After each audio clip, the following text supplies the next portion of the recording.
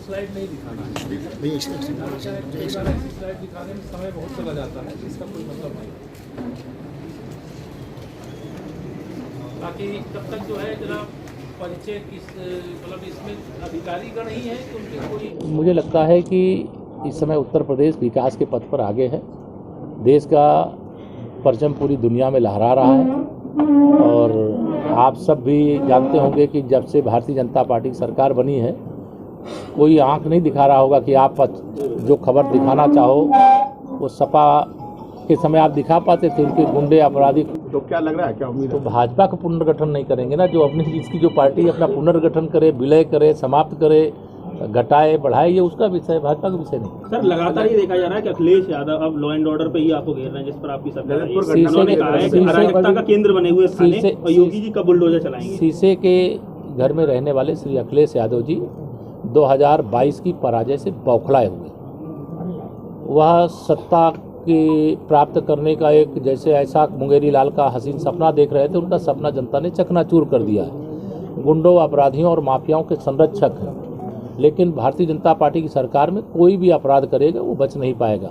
वो पुलिस का कोई व्यक्ति अपराध करेगा तो उसके खिलाफ भी उसी सख्ती से कार्रवाई हो रही है जैसे सामान्य अपराधी और माफिया के खिलाफ कार्रवाई होती है। जो घटनाओं पर श्री अखिलेश यादव जी बोल रहे हैं, उन घटनाओं का सच वह जानते हैं, उसमें कार्रवाई करने की जरूरत नहीं है। जनता उसका जवाब दे रही है ना। हम तो 2014, 2017, 2019, 2022 कमल खिल रहा है, यही जवाब है। राजस्थान में लगातार हिंदुओं पर हमले हो रहे हैं, भाजपा लगातार हमलावर हो रही है, लेकिन मुख्यमंत्री कहते हैं राजस्थान के कि सारा भारतीय जनता पार्टी करवा रही है। ये इस देश के अंदर जो असफल होते हैं भाजपा विरोधी राजनीतिक, चाहे वो कांग्रेस हो, चाहे सपा हो, बसपा हो, कम्युनिस्ट हो, टीएमसी हो, जो भी है, वो धीरे से बस एक ही उनके पास रास्ता है, भाजपा पे आरोप लगा दो।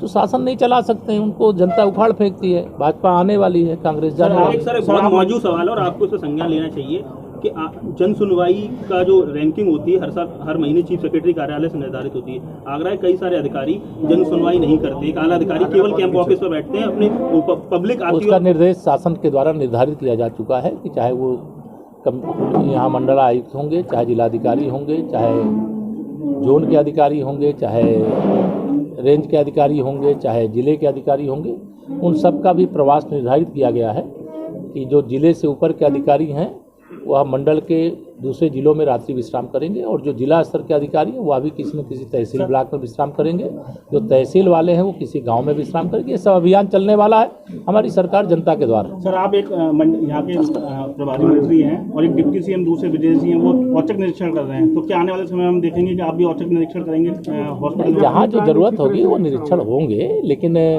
निरीक्षण एक अलग प्रक्रिया है। निरीक्षण जो करने की आवश्यकता है, चूँकि जहाँ आवश्यकता ध्यान में आती है, कोई शिकायत ध्यान में आती है तो निरीक्षण होते हैं, वो तो किया जाना चाहिए और वो किया जा रहा है, आगे भी किया जाए। ओम प्रकाश राजभर का कहना है कि आपने मेट्रो की जो परियोजना बहुत तेज़ी से आगे बढ़ रही है, उसको समयबद्ध तरीके से गुणवत्तापूर्ण ढंग से पूरा करने का भी जो आवश्यक आदेश निर्देश है वह भी दिया गया है, और मुझे पूरा विश्वास है कि हम हर क्षेत्र में बहुत अच्छे स्थिति में हैं और आगे और अच्छी स्थिति में रहेंगे। किसी मेट्रो स्टेशन का नाम भी बदलने की कोई प्रस्ताव आया है?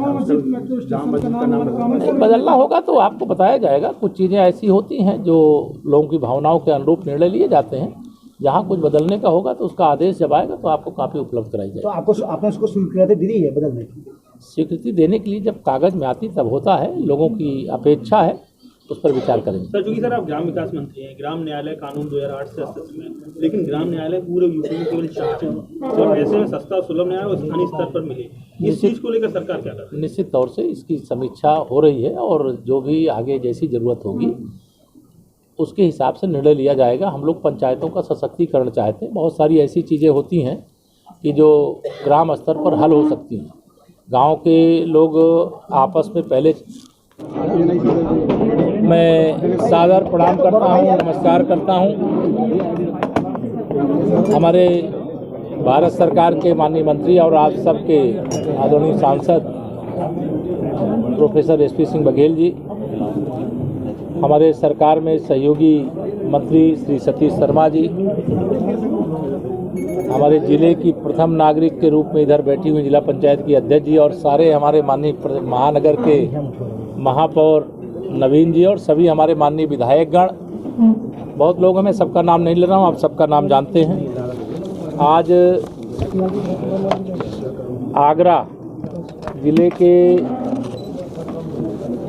जो मंत्री परिषद का समूह अलग अलग कमिश्नरी के लिए, मंडलों के लिए बनाया गया है, उसमें मुझे आज आगरा आने का अवसर मिला और कई परियोजनाओं का स्थलीय निरीक्षण करने का मौका मिला।